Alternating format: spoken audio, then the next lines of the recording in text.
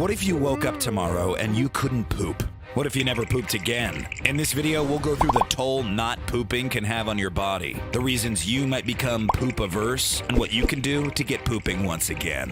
A little while ago, we told you what would happen if you weren't able to pee for a while, and unsurprisingly, there are a lot of similarities between pee and poo. Like peeing, pooping is a necessary process to eliminate waste and toxins from the human body. And like peeing, there are serious complications that arise if you decide to stop pooping altogether. It takes your body just under 53 hours to process food from mouth to butt, with 40 of those hours taking place in the lower intestine, or your colon. While everybody poops, we are each the master of our own destiny, and therefore we live according to our own poop schedule. A normal poop schedule can range from as much as 3 times a day to once every other day, although people tend to poop at the same times every single day. If you're not pooping regularly, chances are you're constipated. Constipation, as defined by doctors, occurs when you poop 2 or fewer times per week. Although it's a relatively common condition, it should really be treated promptly, as the problem can compound quickly, with poop backing up further into your intestines and making you feel sick. Occasionally holding your poo isn't really that big of a deal, but the longer you wait, the worse things can get. As poop sits in your colon, it absorbs water, making it bigger and harder and ultimately more difficult to pass, and possibly leading to colon damage. While it's possible that you can go a long time without pooping, things can definitely get quite uncomfortable.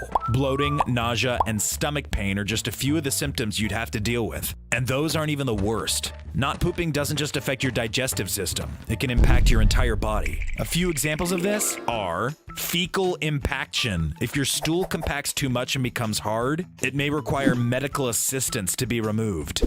Bowel perforation. If your stool backs up into your intestines, it can put too much pressure on them and literally rip through, spilling poop into your abdominal cavity. This can be life-threatening due to the unsanitary nature of poop and the bacteria that lives inside of it. Cardiovascular risks. Chronic constipation can increase stress and elevate blood pressure throughout your body so much, it actually causes heart problems. But those still aren't even the worst. Oh no, far from it. You want to hear the worst thing that can happen if you stop pooping? Are you sure? Okay, fine, but you may want to sit down for this. If you stop pooping and the stool keeps compacting and backing up into your system, it's possible you could literally start throwing up poop from your mouth. Like you're a redheaded second-year wizard whose wand backfired whilst telling a xenophobic Slytherin to eat poop. And yes, that was a deep Harry Potter and the Chamber of Secrets reference. And sometimes you can even pass away, in the case of a young woman from the UK who passed away after 8 weeks of constipation, during which her intestines grew so big they literally pushed on her organs and gave her a heart attack. But honestly, some of us may choose a heart attack over throwing up poop.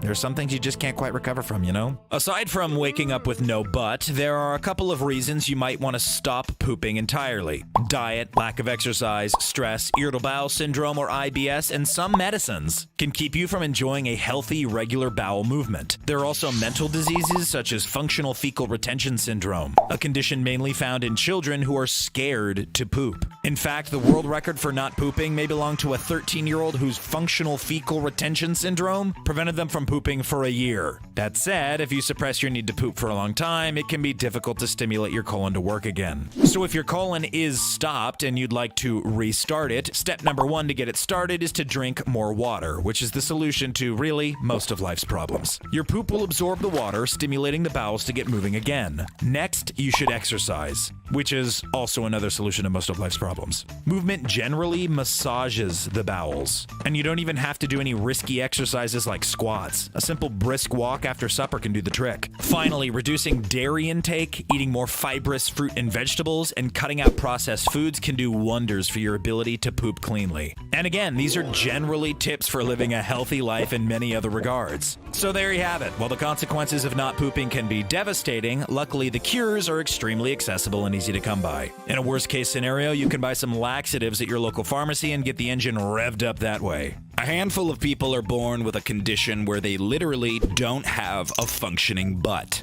Without a butt, the only way to poop is with the help of a colostomy bag, which involves surgically attaching a bag to your intestines through your abdomen. It's a relatively straightforward procedure, and your quality of life won't really decrease at all, so don't worry. The important thing is that you are able to pass your waste products. After all, in the immortal words of gastroenterologist Ian Lustbader of NYU, birds gotta fly, fish gotta swim, and colons gotta poop.